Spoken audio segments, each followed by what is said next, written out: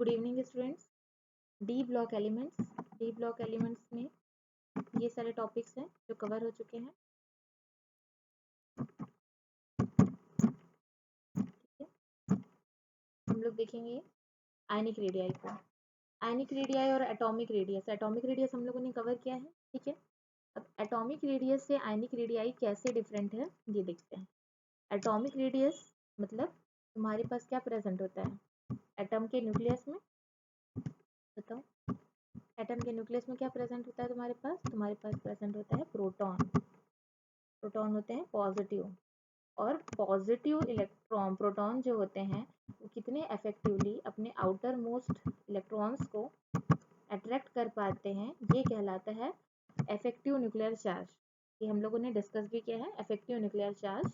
तो प्रोटॉन जितने effectively electron को अट्रैक्ट करते हैं, ठीक है, उतना ही कम तुम्हारा रेडियस रहेगा, ये तो हम सबको पता है। ठीक है, तो एटॉमिक रेडियस और आयनिक रेडियस में ये डिफरेंस होता है कि atomic radius outermost shell से लेके न्यूक्लियस तक का जो डिस्टेंस होता है वो होता है एटॉमिक रेडियस, और आयनिक रेडियस भी वही होता है, लेकिन क्योंकि हमारे पास यहाँ पे जो एलिमेंट होते हैं वो एलिमेंट के स्टेट में नहीं है, एटम के स्टेट में नहीं है, वो हमको आयन के रूप में प्रेजेंट होते हैं, जैसे कि Fe2+, Fe3+, ठीक है, क्लोराइड माइनस, तो Cl माइनस। तो ये सब जो होते हैं वो तुम्हारे आयंस हैं, और आयंस में नंबर ऑफ इलेक्ट्रॉन चेंज होते हैं, क्योंकि या तो वो +2 के फॉर्म में होते हैं पॉजिटिव आयन, या तो नेगेटिव आयन के फॉर्म में होते हैं। तो आयनिक रेडियस कैसे चेंज होता है, जैसे जैसे एटॉमिक रेडियस बढ़ता जाएगा वैसे वैसे तुम्हारा आयनिक रेडियस कम होता जाएगा।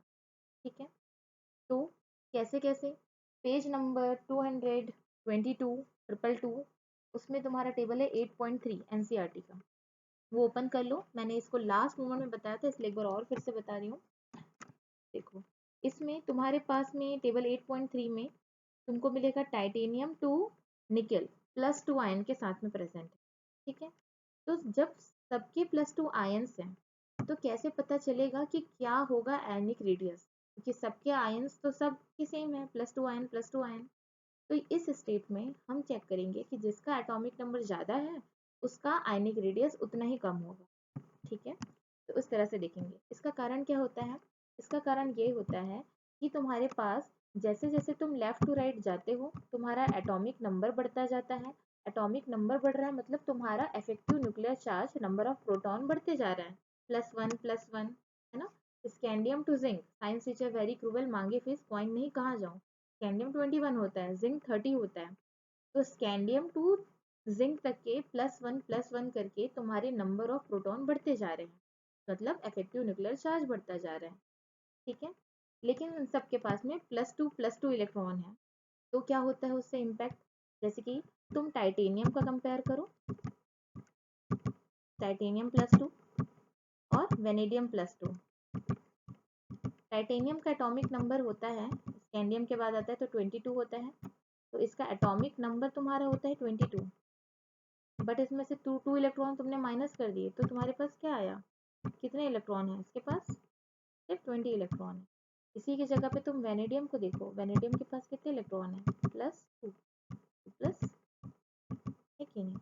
अब इसके लिए कितने होते हैं नंबर ऑफ इलेक्ट्रॉन और प्रोटॉन, 23, लेकिन क्योंकि हम किसकी बात कर रहे हैं, +2 स्टेट की बात कर रहे हैं, तो यहाँ पे आ जाएगा इसके पास कितने इलेक्ट्रॉन है, 21।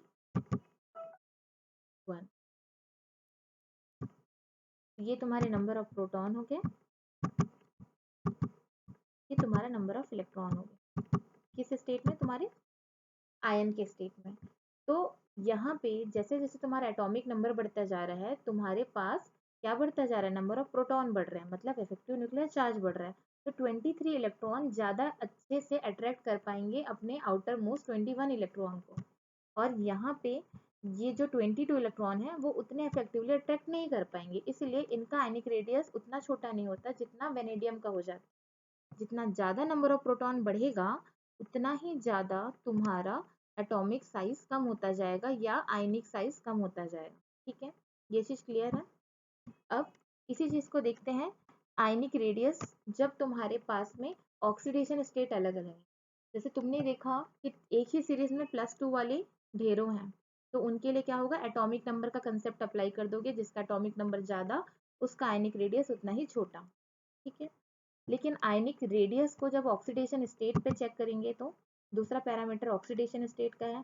जैसे आयरन के पास 3+ है, 3+, Fe3+ फेरिक है, Fe2+ फेरस है, तो इसके पास नंबर ऑफ प्रोटॉन कितने होते हैं प्रेजेंट, 26 प्रेजेंट होते हैं। ऑफ कोर्स एटॉमिक नंबर देख लो आयरन का, मांगे फीस।